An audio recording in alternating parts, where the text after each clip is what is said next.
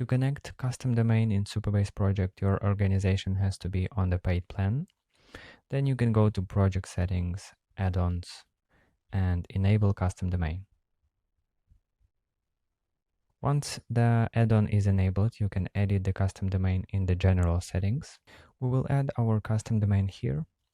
And now we will need to create a CNAME record resolving to our project API URL.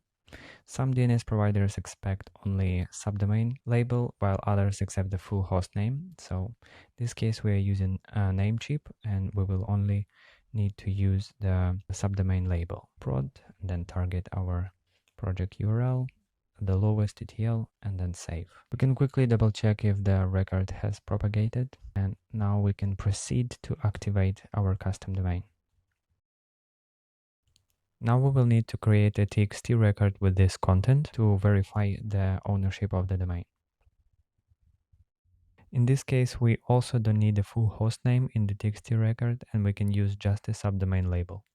Once the TXT record is fully propagated, the domain will be verified, and then you can activate it from the Supabase Studio. The custom domain has been successfully activated. In the data API settings, you will also see a new API URL. Now your Supabase project can be accessed using both custom domain and default Supabase project URL. We can quickly test all the Supabase services by using the connected custom domain.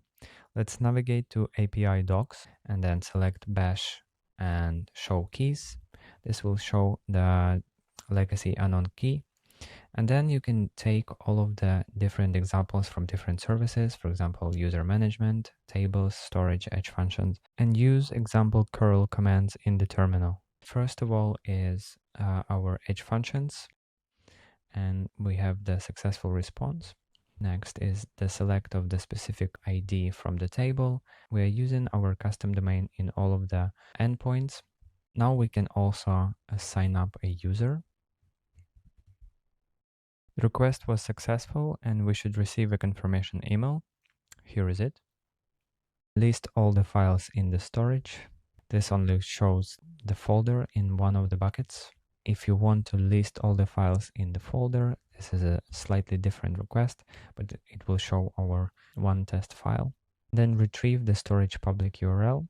This command will not provide any output, but we will save this file to the local directory. For the second demo, we are going to connect our custom domain using Supabase CLI.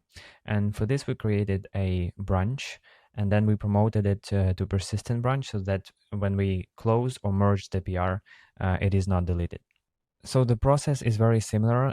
Here on the staging branch project, we have to enable the add-on, and then we can start the process by logging in the Supabase CLI. Here I'm running Supabase login without browser. I have already logged in, so we will skip this step for now. So before starting the process, we have to create a CNAME record first. And in this case, we also moved our domain to Cloudflare to see the process in a different environment. So let's add a new CNAME record here, staging 2. And now when using Cloudflare, we have to disable the proxy status and then set the TTL to lowest. Let's wait for a couple of minutes until it's propagated, and then we will start. Let's try running the first command, which is Supabase domains create, and then project reference, and then our desired custom hostname. All right, we got the successful response. This means we should see the TXT records also here in the Supabase Studio. Now we will create this TXT record resolving to this value so that our custom domain is verified. Same here, we will wait for a couple of minutes until it's propagated. Also, every time we refresh the Supabase Studio, the verification process runs again as well. So let's run again. And now we can proceed to activating our domain. We will run Supabase domains activate. Now custom hostname setup completed, so you can see it active domain live here. There is also an option to connect a Vanity subdomain, which doesn't require a custom domain add-on, and it allows to replace the default project reference with the custom brand name. The only option to connect the Vanity subdomain right now is by using Supabase CLI. First, we will need to check the availability of the Vanity subdomain. So the command is Supabase Vanity subdomains, and then our project reference, check availability, and the name of the subdomain. We can see that subdomain Vanity subdomain demo is available right now. So we will just run activate. Let's take a quick look at this curl command with our Vanity subdomain. In this case, we get a successful response. It is empty as there is no data in the branch project, but this confirms the Vanity subdomain is working as expected. Now let's delete the subdomain from the project, and the subdomain is deleted. Here is how you can connect different domains both in Supabase Studio and Supabase CLI. Another important note, if you have any OAuth providers, you want to add both of the callback URLs, one with custom domain and one with the default Supabase URL. So for example, for Notion, if you add the new application, here is how it should look. You should have the default one and then your custom domain.